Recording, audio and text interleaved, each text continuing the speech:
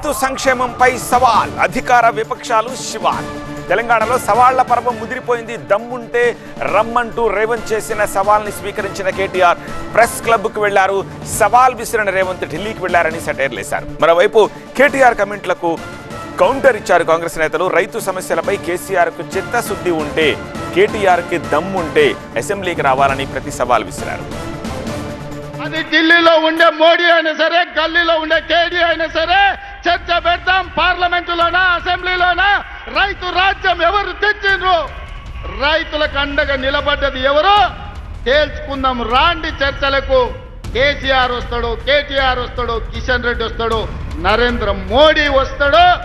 Congress party కార్యకర్తలను తీసుకొని నేను వస్తా అని సూటిగా సవాలు విసురుతున్న మిత్రులారా.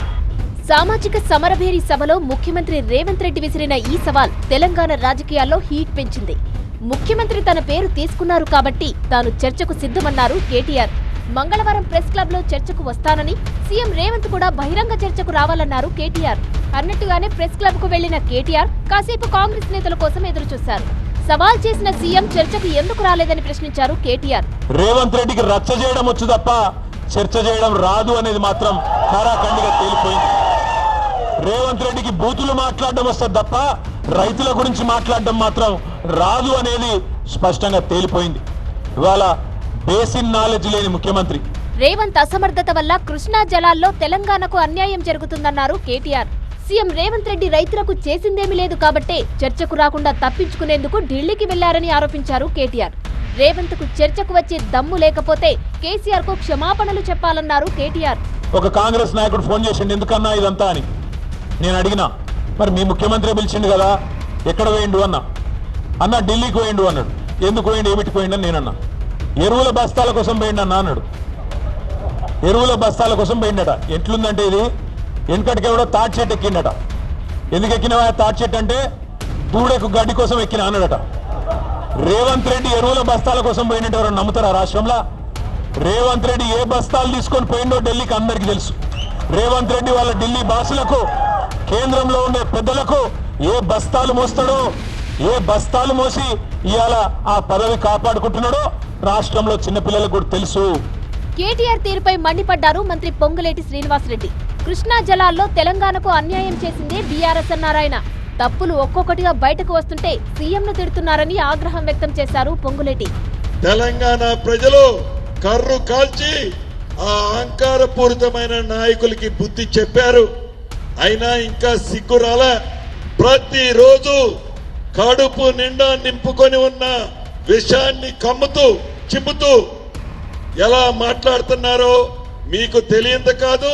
రైతు సంక్షేమంపై కృష్ణా జలాలపై చర్చించేందుకు ప్రభుత్వం సిద్ధంగా ఉందన్నారు కాంగ్రెస్ ఎమ్మెల్యేలు. కేటీఆర్ కు దమ్ముంటే అసెంబ్లీకి రావాలని సవాల్ చేశారు ఎమ్మెల్యే రామ్మోహన్ రెడ్డి. నువ్వు మీ బామర్ది కలిసి ప్రెస్ క్లబ్కి వచ్చి అక్కడ ప్రెస్ మీట్ పెట్టి మన రాష్ట్రానికి సంబంధించినటువంటి ప్రాజెక్టుల సాధన గురించి గౌరవ ముఖ్యమంత్రి రేవంత్ రెడ్డి గారు ఢిల్లీకి వెళ్తే మీరు శాసనసభకు రాకుండా మిమ్మల్ని లెటర్ ఇవ్వమని చెప్పి మేము అడిగినాం. మీరు శాసనసభ ఎప్పుడు పెట్టాలో మీ నాయకుడు, సిఎల్పి నాయకుడు కేసీఆర్తో అడిగి మీరు ఒక లెటర్ ఇవ్వండి. ఎప్పుడు శాసనసభ పెట్టాలో అడగండి. మేం సిద్ధంగా ఉన్నాం. మీరు పెట్టుమన్న రోజు శాసనసభ సమావేశాలు పెట్టడానికి కాంగ్రెస్ పక్షాన మేము సిద్ధంగా ఉన్నాం. మీరు శాసనసభ సమావేశాలకు లెటర్ ఇవ్వకుండా మీరు ప్రెస్ క్లబ్ అని అదని ఇదని అబద్ధాలు చెప్పే ప్రయత్నం చేస్తున్నారు. కేసీఆర్ చర్చకు రావాలని సీఎం రేవంత్ సవాల్ విసిరితే కేటీఆర్ రావడం ఏంటని ప్రశ్నించారు కాంగ్రెస్ నేత మధు యాష్కి గౌడ్. 27,000 కోట్ల పైన రుణమాఫీ జరగడమే కాకుండా రైతు భరోసాను కూడా 10,000 నుంచి 12,000 పెంచి ఇచ్చింది. లెక్కలు చెప్తా ఉన్నాయి. దమ్ముంటే అసెంబ్లీ సాక్షిగా వచ్చి మాట్లాడు. ముఖ్యమంత్రి గారు ఛాలెంజ్ చేసింది అసెంబ్లీ సమావేశం ఏర్పాటు చేస్తాం, అక్కడ తెలుసుకుందామని చెప్పాడు. అక్కడికి వచ్చి మాట్లాడు. ఇక్కడ నువ్వు పబ్లిసిటీ కొరకు స్టంట్ చేయకు. ఇక్కడికి వచ్చి మాట్లాడడంతో ఈడ ప్రెస్ మీట్కి వచ్చి నువ్వు పెట్టినట్టు నువ్వు ఆర్ యూ లెక్కలు చెప్తే రాదు. నీలాగా కాపీ కొట్టి పాస్ అయినాడు అనుకుంటున్నావా? నువ్వు లెక్కలుంటే అసెంబ్లీ సాక్షిగా వచ్చి మాట్లాడు. ప్రెస్ క్లబ్ లో ఏం చేయాలో, అసెంబ్లీలో ఏం చేయాలో కూడా కేటీఆర్ కు తెలియదా అని ప్రశ్నించారు కాంగ్రెస్ ఎంపీ చామల కిరణ్. ప్రభుత్వంలో రావాలన్న ఆత్రంతో మీరు ఏడబడితే ఆడ తొడలు కొట్టి, ఏ క్లబ్కు పడితే ఆ క్లబ్కు రమ్మండి. ప్రెస్ క్లబ్లో ప్రెస్ మీట్లు పెట్టుకుంటారు. చర్చలు చేసుకోనికే మనం అందరికీ ప్రజలు ఓట్లేసి పంపించారు అసెంబ్లీకి. అసెంబ్లీలో చర్చలు చేసుకోవాలి. కాంగ్రెస్ బీఆర్ఎస్ మధ్య మాటల యుద్ధం ఇప్పట్లో ఆగేలా కనబడడం లేదు.